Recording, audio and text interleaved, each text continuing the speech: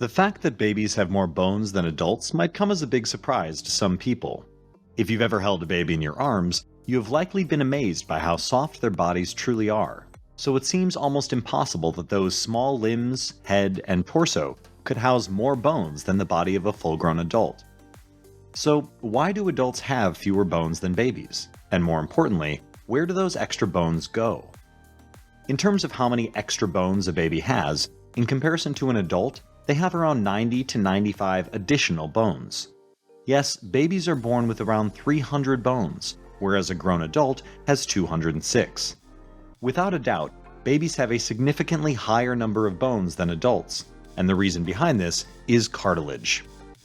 Cartilage is a rubber-like padding that covers and shields the ends of long bones at the joints. It is a smooth, elastic tissue that can be found in the ears, rib cage, nose, and many other parts of the body. Cartilage is neither as strong as bone nor as flexible as muscle. Babies are less bony for a very good reason. If the bones were fully hardened, it would make the mother's delivery almost impossible. Infants' bodies need to be extremely soft and limber just so they can be born. Babies are born with more cartilage than bone, but it gradually turns into bone through a process called endochondral ossification. This is a critical part of development and leads to the creation of bone tissue in the body. As the baby grows, cartilage is replaced by bone matrices. Here, calcium salts are laid to form hardened bones. This is why adults have fewer bones than babies. For infants, many small bony segments gradually fuse together to form a single bone.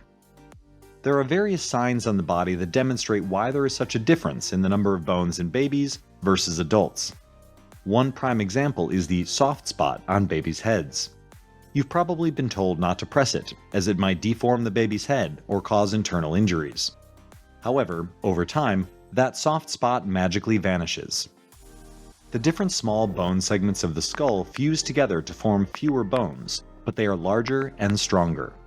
Therefore, if a baby's skull has 8 tiny bone segments, that number will reduce to 4 once the baby becomes an adult.